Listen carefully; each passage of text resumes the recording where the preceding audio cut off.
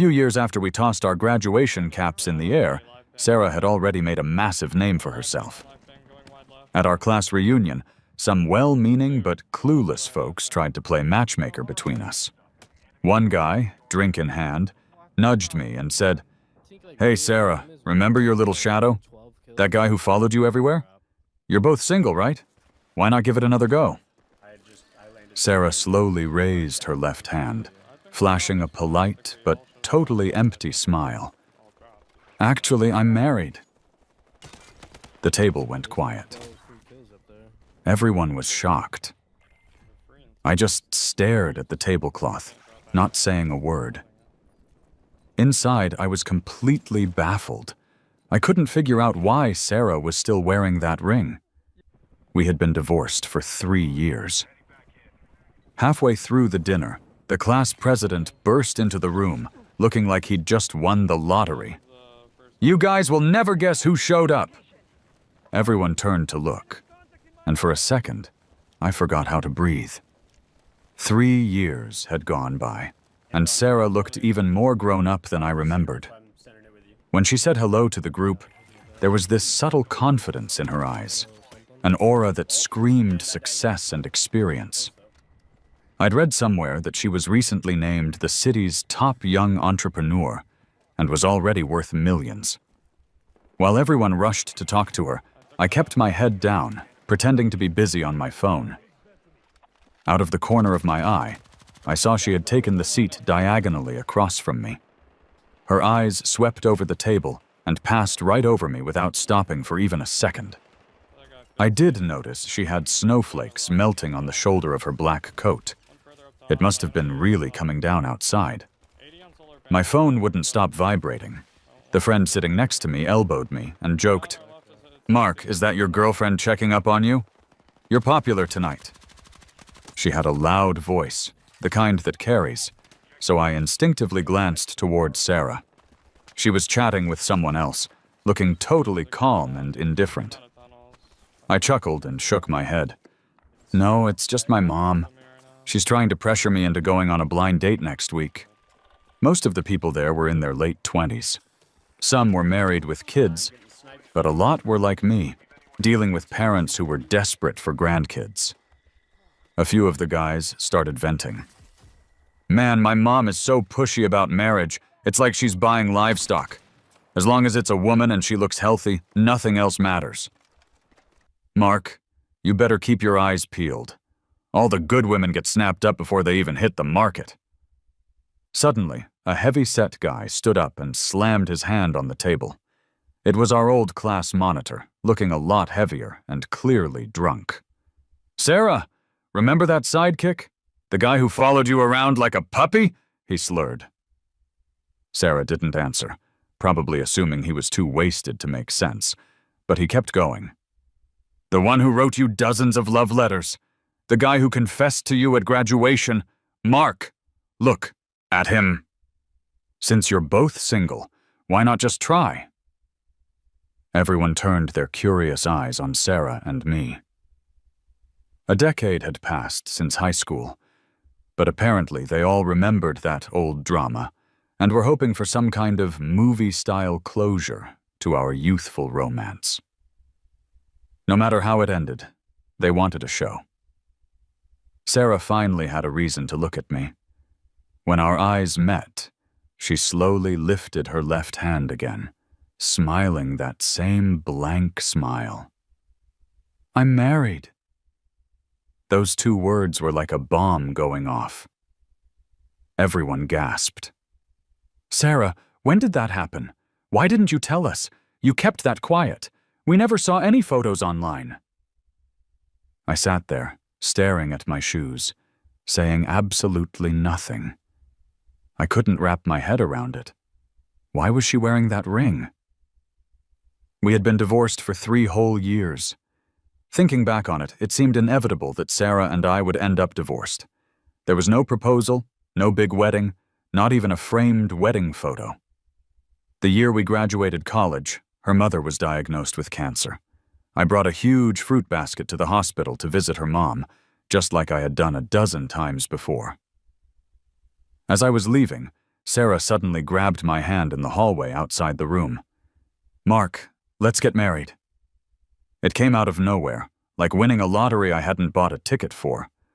I was so worried she would change her mind that I agreed immediately. The day we went to the courthouse to register was just a regular, boring weekend. The office wasn't even crowded. The clerk took our picture and said, "Okay, bride, lean in closer to the groom. Groom, smile a little. Nice." That photo against the red backdrop became the first photo we ever took together. After we said our vows, I basically skipped the boyfriend stage and went straight to being Sarah's husband. At the time, Sarah was just starting her business. To avoid doing long distance, I gave up a pretty solid teaching job at a private school in another state. I followed her advice and moved to her city, preparing to take the state certification exams. Maybe because she knew I had sacrificed my career for her, when we went to pick out rings, Sarah promised we'd have a real wedding once the business was stable. I decided to be the supportive husband and chose a simple, inexpensive ring. I cared more about her sincerity than the metal on my finger. After we got married, we rented a tiny apartment, maybe 400 square feet. It wasn't big, but life felt sweet. We'd hold hands walking through the grocery store on weekends and cuddle in the middle of the night. A year later, her mom passed away. She cried in my arms for hours. "Mark, I have no family left." Sarah's parents had divorced when she was young, and her mom had incredibly high expectations and was very controlling. A lot of people thought Sarah was cold, but I thought maybe she just desperately wanted to be loved. I comforted her over and over, telling her, "You still have me. I'm your family, too." Sarah buried herself in her work to cope with the grief. She worked insane hours and skipped meals, which eventually gave her gastritis and landed her in the hospital. After that scare, I started bringing homemade meals to her office every day. That's where I met Jason. Sarah's business was finally taking off, and she had gathered a team of like-minded people. One of them was Jason, a junior of hers from the computer science department. He had won software design competitions and had a ton of experience. Sarah really respected that he had left a big tech firm to join her startup. I would stand quietly at the door of her office with a thermos in my hand, listening to them talk about things completely over my head. They would be in the middle of an intense discussion, and then they'd pause, reaching an agreement on some technical issue. I saw admiration in Sarah's eyes. "Good. Let's go with your plan," she'd say. I felt hollow. I had never seen Sarah look at me like that. Lost in thought, Jason nodded toward the door. "Sarah, your boyfriend is here." She glanced back, correcting him quickly. "It's my husband." "Right, sorry, I always get that wrong. You don't see many young marriages like yours these days." I awkwardly set the thermos on the desk, suddenly feeling like I didn't belong there. As I was leaving, I heard Jason ask Sarah, "Your husband isn't in this industry, is he? What does he do? Teacher?" Sarah seemed reluctant to talk about me at work. Jason was curious. "I have friends teaching at universities. Maybe they know him. Is he a high school teacher?" "College," she said. "He's still preparing for his exams." "Oh, that explains why he has time to bring you food. Don't worry, those exams are pretty easy to pass these days." But what seemed easy for Jason was a nightmare for me. I hadn't been able to find a job for a long time. My old college counselor had contacted me recently about a job opening, but because it was out of state, Sarah had firmly opposed it. I looked down at the test prep books spread across our kitchen table. With a slight smile, Sarah tried to encourage me.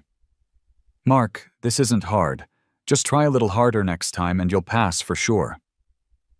I bit my lip, unable to say anything. Sarah seemed to forget that I wasn't naturally brilliant like her. The math problems other people solved in one try took me 10 attempts. I didn't have many talents, but I could persist, especially when it came to chasing her. Sarah was a genius, always at the top of the class. I was an art student, usually scraping the bottom. Back in the day, just to get into the university next to hers, I buried myself in the studio, painting until my fingers blistered. Whose standard was she using when she said it wasn't hard? It was clear I was starting to overthink things. In my dreams, the person standing next to Sarah wasn't me anymore. It was Jason, who seemed like much more of a match for her. I just couldn't keep up with her. No matter how loud I called, she never looked back. Maybe she noticed I was down lately. After finishing a big project, Sarah leaned into my arms on the couch and said, "I'm not too busy right now, so maybe we can finally have that wedding ceremony. I can take half a month off for a honeymoon, too. Sound good?" Just like that, she managed to cheer me up. But planning a wedding wasn't as simple as I thought. Even with a wedding planner, I couldn't help but worry about every detail, from the venue to the menu to the flowers. After all, this was my one and only wedding. Just designing the customized candy boxes kept me up for several nights. I was more focused on this than I had been on my senior thesis. One night, I excitedly handed the finished designs to Sarah. She glanced up quickly from her laptop and said, "Yeah, looks good." I hesitated, staring at the drawings. I can't decide between these two boxes. This one holds more, but this one looks fancier. Sarah, who was typing a message to someone, answered without looking up. "Either is fine." Her voice was light and completely unbothered. I suddenly didn't feel like talking about it anymore. Seeing my silence, Sarah closed her laptop and leaned against me, asking, "Where did you leave off?" I forced a smile. "It's nothing. You go ahead. It's not that important."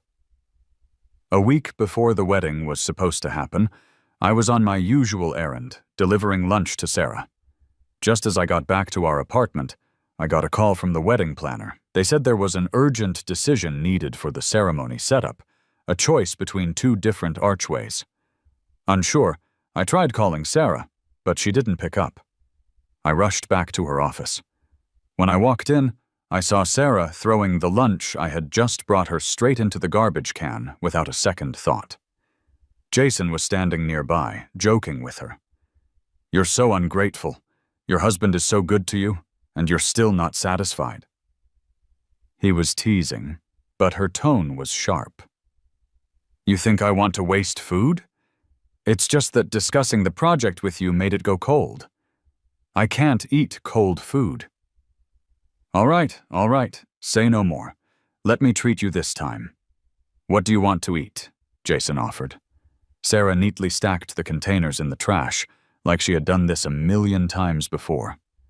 Then, with a heavy sigh, she said, "Sometimes he's just too nice to me. It makes me feel so pressured." In that moment, the smell of spoiled food from the trash can hit me, and I felt sick to my stomach. I turned around and ran. Sarah called me several times that afternoon. Before, I would have answered on the first ring, but this time I just turned my phone off. When she got home that evening, she found me sitting on the floor, surrounded by shredded paper. Those were the love letters I had written to her in high school. 18 of them, filled with genuine, stupid, youthful affection. She recognized them immediately and rushed over to stop me. "Mark, what are you doing? And why did you call the planner to cancel the wedding?" I struggled free from her grip. I picked up a whole letter and tore it down the middle right in front of her face. It felt like I was ripping through the fake image of our relationship. Looking at her, I said, "Maybe to you, I'm like a pet cat. You play with me when you want, and ignore me when you don't. You don't care to understand me. You're not curious about what I'm thinking. My words don't matter. My feelings don't matter. Sarah, you see marrying me as some act of charity." Sarah grabbed my wrist tightly.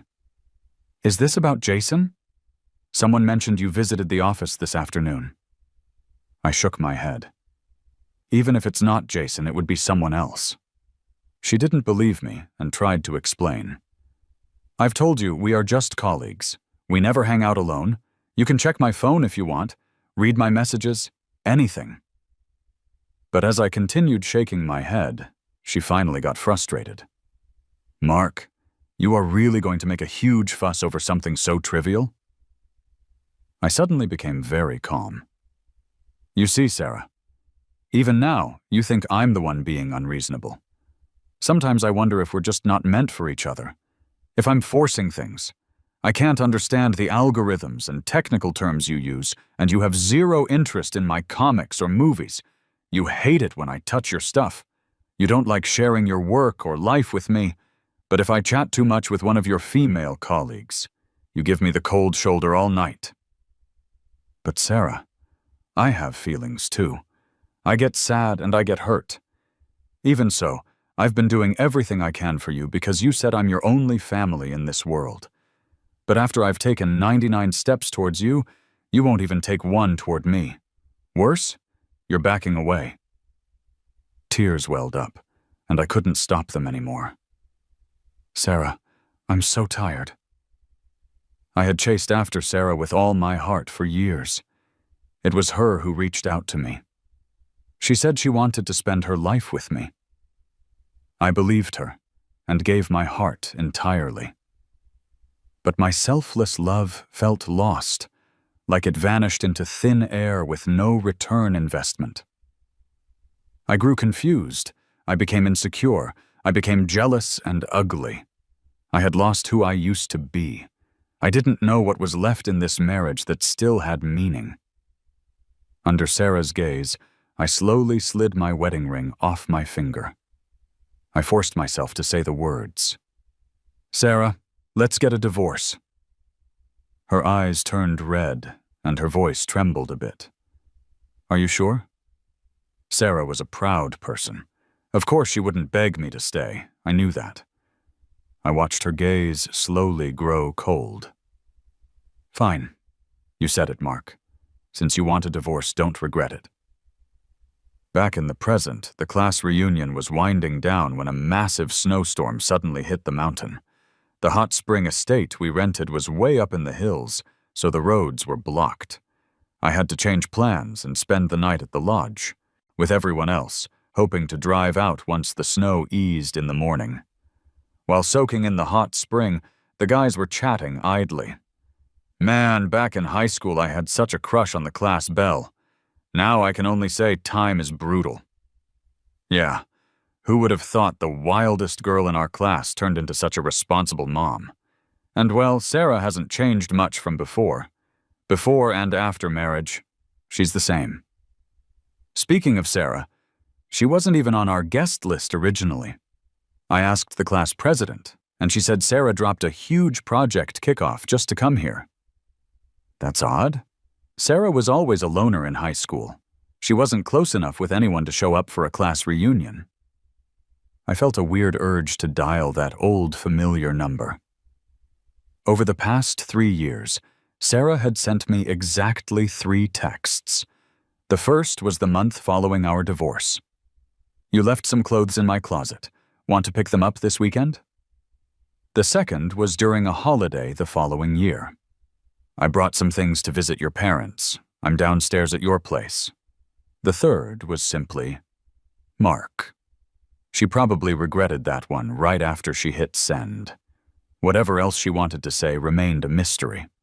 I never responded to any of them. When the official stamp marked our divorce papers, I had decided to cut off all feelings for her completely. If it wasn't for this reunion, Sarah and I probably would have stayed strangers forever. After the hot springs, I said my goodbyes to everyone in the lobby. They had other plans, but I was ready to head to bed. From a distance, I saw Sarah standing in the hallway with her arms crossed, as if she was waiting for someone. I walked past her, deliberately looking away. She called out, Mark!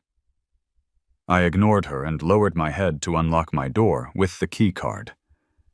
Suddenly, a hand pressed down on the door handle, stopping me. Sarah's voice finally showed some emotion. "Mark, what's this about you dating someone new?" I was getting more confused by the second. We'd been divorced for 3 years. What right did she have to interfere in my personal life? At this time of night, our classmates planned to play board games in the recreation room all night, and I didn't want anyone to see us fighting in the hallway. But Sarah tightened her grip on my arm, practically dragging me away. "Mark, let's talk," she insisted. A nameless anger rose up in me. I snapped back. "There's nothing to talk about. It's just like you heard. I'm not getting any younger. What's wrong with dating?" She didn't stop. "I don't allow it." I laughed out loud. "Sarah, have you forgotten? We are divorced." Something I said must have struck a nerve. She replied bitterly, "I know. Of course I know. But we've known each other for so many years. Don't I have the right to ask about it?" I finally shook her off. Before I could respond, someone interrupted us. "Mark, Sarah, you're still up? Great, the class president is stuck, chatting with his wife. We're short on players.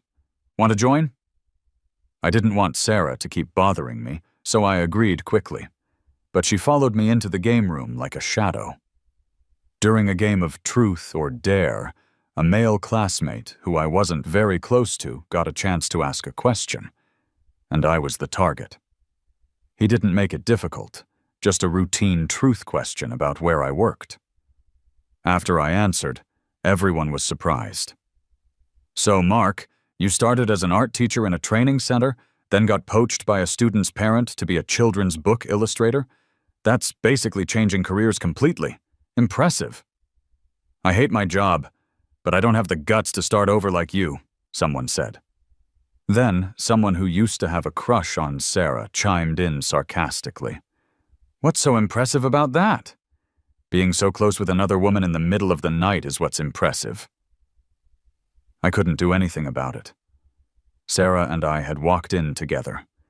With how that guy phrased it, it was hard for people not to get the wrong idea.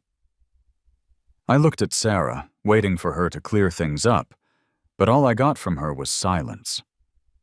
Maybe she was still mad, and this was her way of getting back at me. Or maybe it was because she found the thought of being married to me so embarrassing back then that she didn't want to explain it now.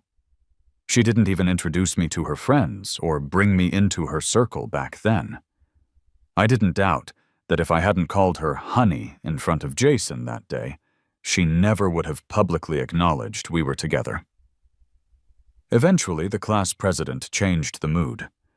When we started playing Never Have I Ever, the atmosphere got lively again as people shared secrets to avoid drinking. My best friend shared, "I once found a love tape with my ex and me. None of you had that, did you? Drink up." "That's nothing," another guy said. "At my most love-struck, I even paid for my ex's hotel room when she was there with her new boyfriend." A muscular athlete quietly added, "I've been with the same sex." Finally, a quiet classmate turned it around with, "I have a daughter." Someone noticed Sarah hadn't touched her drink. "Sarah, no cheating now." It could have gone unnoticed, but Sarah announced without skipping a beat, "I didn't cheat. I have a daughter." The room went dead silent. My glass slipped from my hand and shattered on the floor. She had achieved her goal. The game ended right there, and Sarah dragged me out of the room. Everyone quickly pieced the truth together. Sarah and I were married, divorced, and she had a daughter. After our divorce, people started texting me like crazy. "So Sarah came for you today, huh? Are you guys the real-life second-chance romance?" "Mark, you better cherish her. You'd be hard-pressed to find someone like Sarah." "I trust my best friend. She did all this for you. Just forgive her already." Apparently, they didn't just message me. Sarah waved her phone at me and said, Looks like everyone is rooting for us to get back together. I put my phone face down on the table. Well, they're going to be disappointed. She smoothly poured me a glass of water, smirking. Mark, stop lying to yourself. Sarah shared the truth about our years apart. Not even a month after our divorce, she found out she was pregnant. The doctor said given her history, if she terminated the pregnancy, conceiving again might be impossible. After thinking about it, she decided to keep it. She hoped this child could reconnect us. She named our daughter Lily. Lily is only 3, but she's already doing math up to 100. Thanks to my genes, Sarah bragged. My face darkened. So you just used me as a free sperm donor? She nodded, actually accepting the claim. I jumped up. All right, good. Sarah, you are really something else. That was the last thing I said to her at the reunion. I'll admit, I said it just to make her mad. I figured after that, she'd leave me alone. But a week later, there she was, standing outside my apartment building. Sarah glanced at the grocery bag I was carrying with a hint of a laugh in her voice. Weren't you supposed to go on a blind date? Why didn't you go? When I ignored her, she added, I came to visit your folks, and I brought Lily along. She looked up your cousins here already. I live on the 3rd floor. I followed her gaze. A young girl stood next to a cute little kid, probably Lily. Sarah looked in the same direction, smiling tenderly. In the past, during New Year's visits, Sarah had met my younger cousin. Maybe she didn't remember clearly and got it wrong. This time I corrected her seriously. That's not my cousin. That's my girlfriend. Sarah's face twisted for a second before she laughed it off. Mark, that's a lousy excuse. You say you're going on a blind date, yet you have a girlfriend. You think I'd buy that? Having a girlfriend was true. Being pushed for blind dates by my mom was also true, but I didn't bother explaining. Believe what you want? I turned to leave, but she grabbed my arm, stopping me. Neighbors passing by kept glancing our way. I had no choice but to agree to bring her upstairs. My parents were cooking, and it was Chloe who opened the door. She wore a white knitted sweater, giving off a really youthful vibe. Seeing Sarah behind me, her smile got wider. You're back! Then she leaned in and kissed me right on the lips, like no one else was there. Sarah's face turned sour. Chloe definitely did that on purpose. Inside, Chloe played the part of the gracious girlfriend, pouring tea for Sarah. I know you, she said politely. Meanwhile, Lily wasn't shy at all, playing with toys in the living room. Sarah tried to regain control. Lily, come to Mom. Let me introduce you. This is Dad. But Lily just cried louder, stubbornly pushing Sarah away, like she hated the reality she was being forced to face. Even though Lily wasn't physically that strong, Sarah seemed to deflate, sitting on the floor. Maybe Lily couldn't accept a dad suddenly showing up out of nowhere. Before things got more awkward, I told Sarah, I saw my daughter, and I gave you what you asked for. Maybe you should go. She hushed Lily, keeping her voice low. Mark, you're just dying to kick me out so you can be all lovey-dovey with your girlfriend, right? At that point, my mom came out of the kitchen. Sarah, why don't you and the little one stay for lunch? Sarah readily agreed. When she went to the bathroom, my mom pulled me aside. Just like I thought, she wanted me to reconcile with Sarah. Mark, you're still young. Listen to your mom.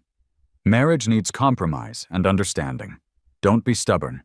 And Sarah has your child. She's such a sweet little girl. Think about it for her sake. And isn't Chloe going abroad after vacation? Are you going to do a long-distance thing? You think with your age difference, plus your daughter with your ex-wife, you and she have a future? I see Sarah wants to reconcile, so I won't push you to date anyone new. But consider Lily's well-being. Maybe everyone, including my parents, thought I was being foolish. They didn't understand why I'd refuse Sarah, who in their eyes did nothing wrong in our marriage. Or why, when she came back successful, child in tow, wanting to work things out, I stayed firm. In their eyes, Sarah was a smart, successful woman, a perfect daughter-in-law. Yet to me, she was a cold and self-centered wife. But Chloe was different. It was Chloe who first showed me relationships could be equal, healthy, and passionate. I first met Chloe at a bookstore. Every weekend, I loved being there, watching kids enjoy my picture books. It filled me with happiness. Then Chloe showed up, a big kid, really. Sarah used to mock my doodling, saying I was childish for my age, so I'd feel a bit embarrassed when adults looked at those books. But Chloe genuinely liked them, buying my entire collection. I remembered her, and later she interned at our publishing house. That's when I learned her name was Chloe, a senior literature major at Sarah's old university. Her thesis was on translating children's literature, so she offered to assist with getting my books out internationally. Chloe seemed to understand the bizarre stories I cooked up, like the one about a rabbit with no ears finding an egg, or a crocodile born into a duck family. One day, she was reading one of my drafts. Miss Brown Bear, desperate to find Honey Mountain, asks everyone for directions. Mr. Cat says it's near Milk Lake, and Miss Dog says near Bone Tower. Uncle Crow mentions Bread Bridge. It clicked for her. There's no Honey Mountain. She's been tricked. I chewed my pen, daydreaming. Maybe there really is one if she just keeps climbing higher and higher. After her internship ended, Chloe started asking me out. Knowing I was divorced didn't faze her. She said, "I like your interesting soul. It's not about age or titles." I knew she'd be leaving to study abroad, so from the start, I didn't plan to be with this girl who was 5 years younger than me.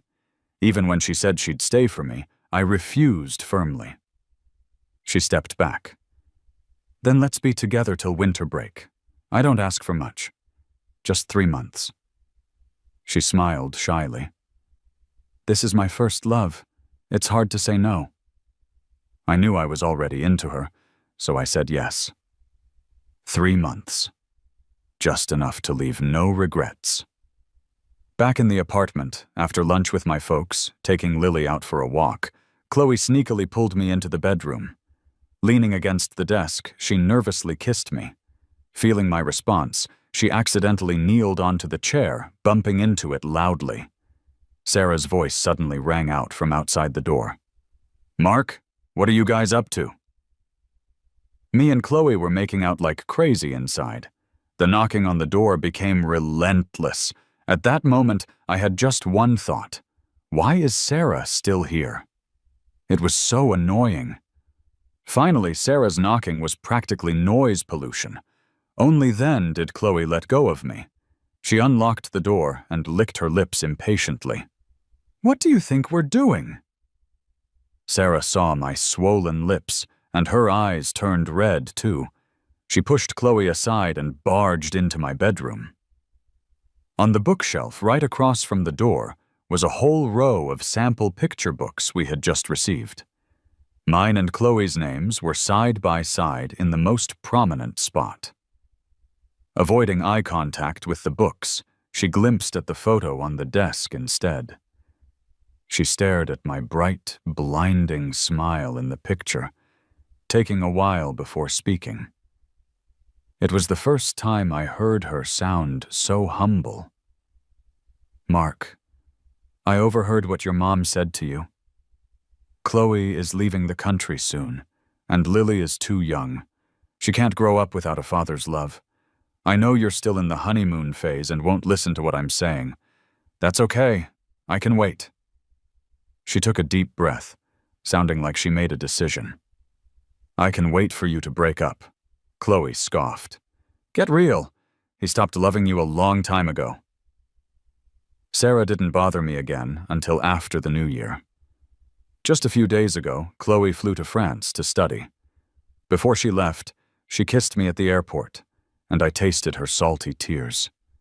She whispered in my ear, "Thank you for the 3 months. I was very happy. I need to tell you a secret." It was love at first sight for me. My heart ached. I guess I overestimated myself.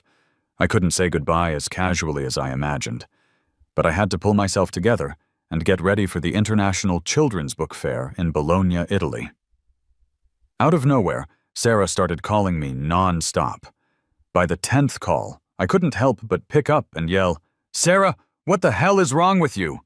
Mark, you can't go! Stop the car!" I didn't get what she was saying. I glanced in the rearview mirror and froze.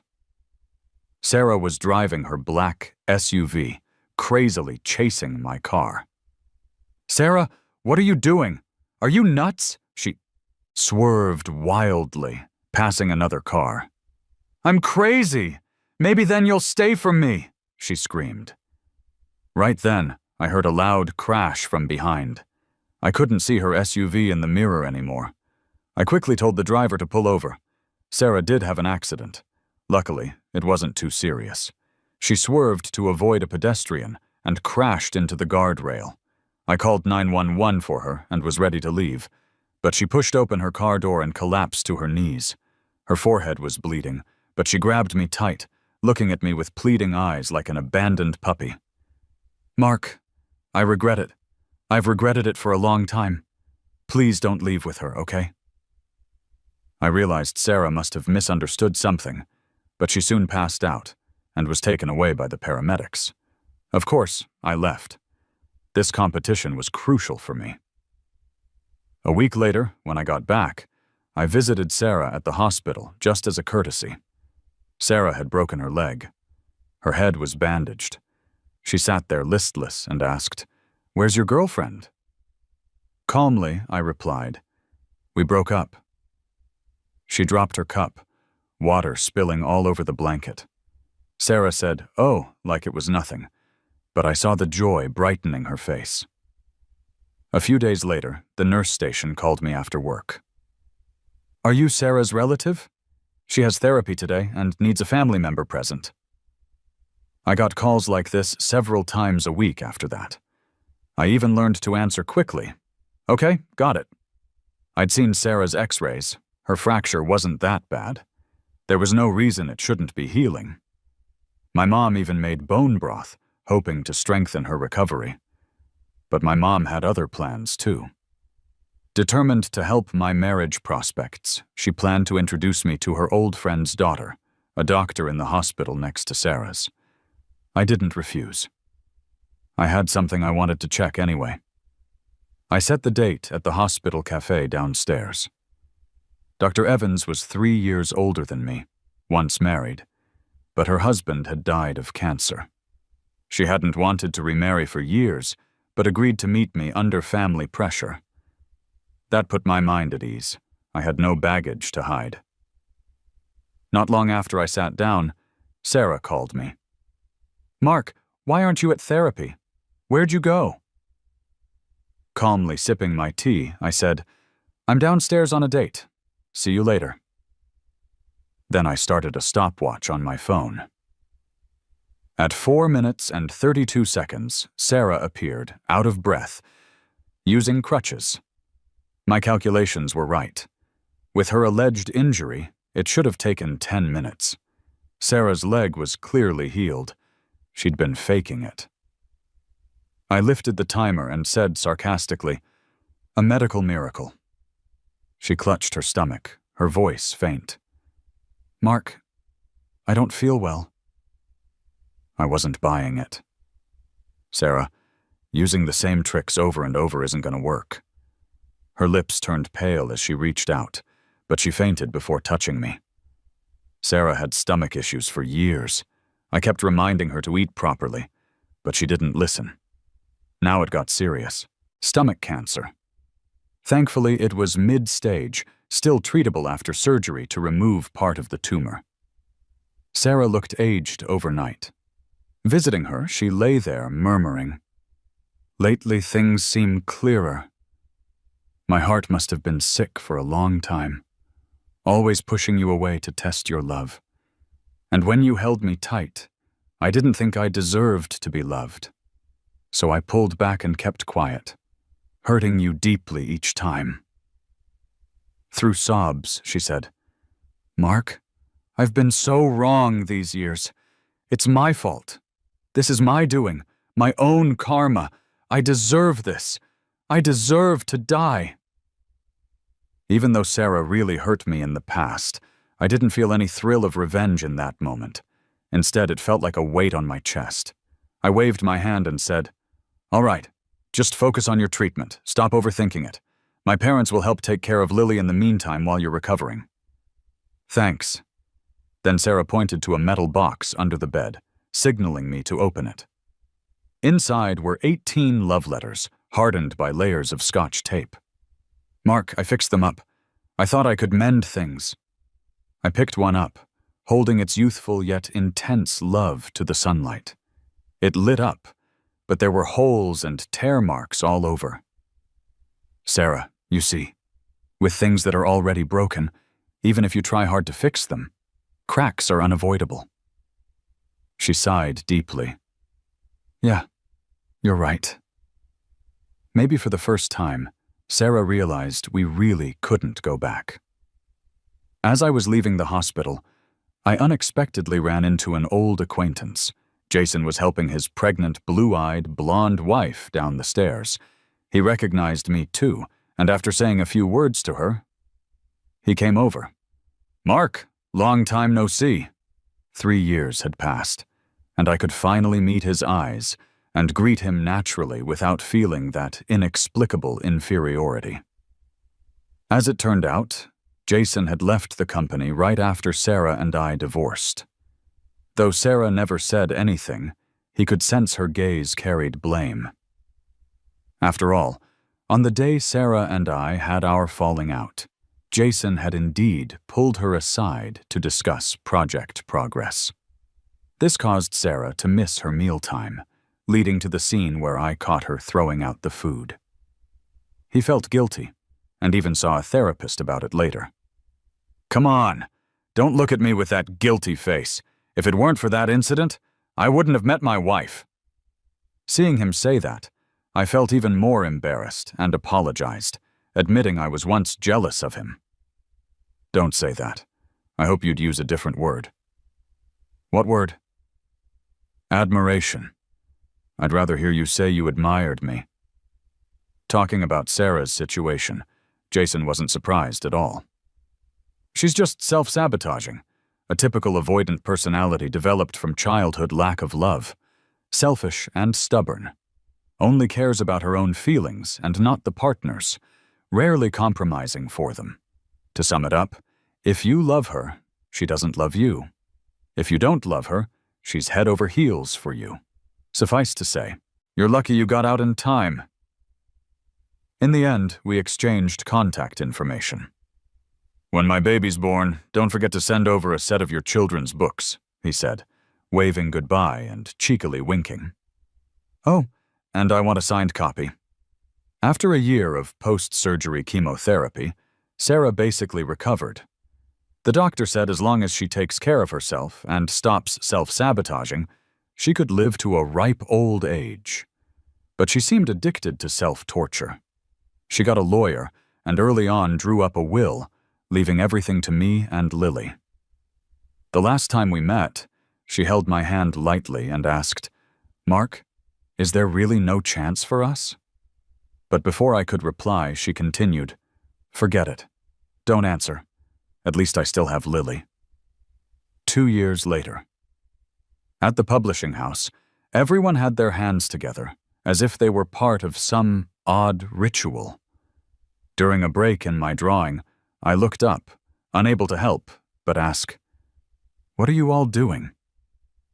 They said, "The International Hans Christian Andersen Award list is about to be announced. We're all on edge, except the person involved is so calm."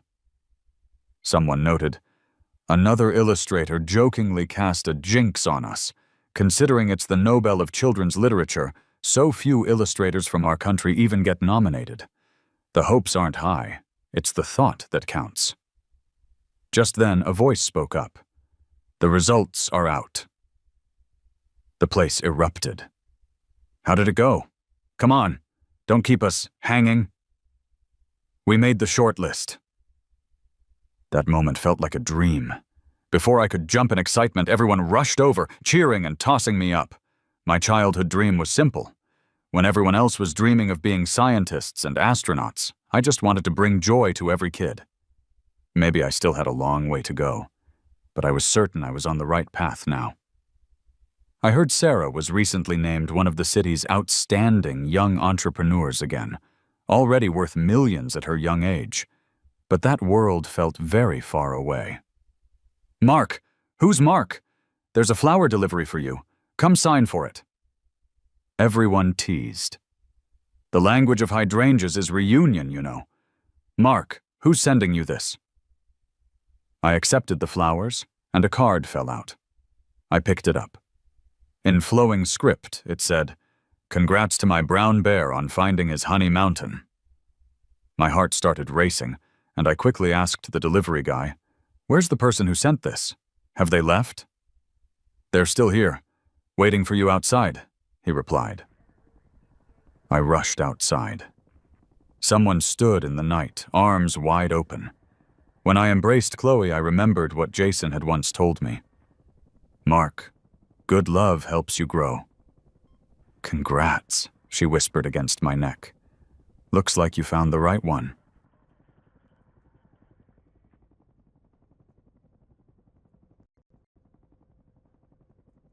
Yo, Kylie with the follow.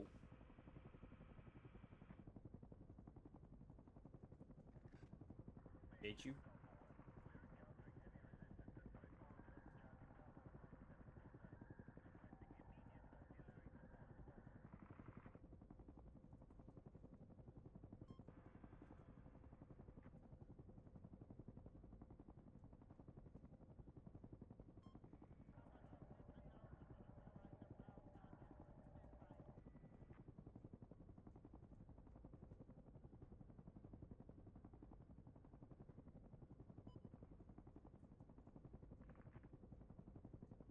Oh, I didn't know you streamed on both. All good. I didn't want to presume that it was the same Kylie.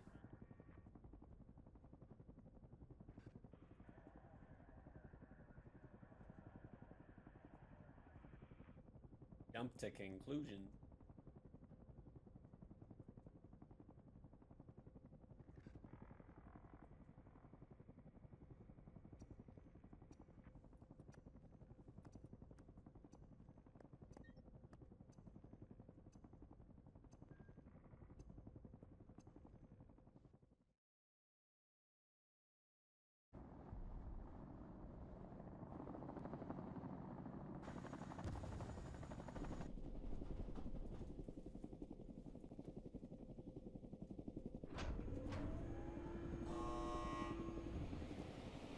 Underground bunker marked by smoke.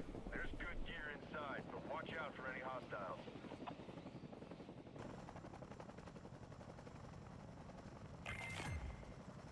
Alright, where we going? Do you want to go tunnels this game bad? Me? Where do I want to go? Sure, let's go tunnels. Big tunnel. Oh my Big God. tunnel guy. Let's go Which to one this we going through? entrance. Oh my God. Let's go. I ain't out mine. It's game time, baby. Let's get after it. Let's see what we can do here. Boy, oh boy, bologna and macaroni, cheese and crackers. That's what I'm talking about. There are people, can we pistol fight them? Yeah. I went down. Hold on. Okay, wait, no, we shouldn't. Let's just go back down. They're far. Oh my. I thought they would run up on us, but they landed. It's not true.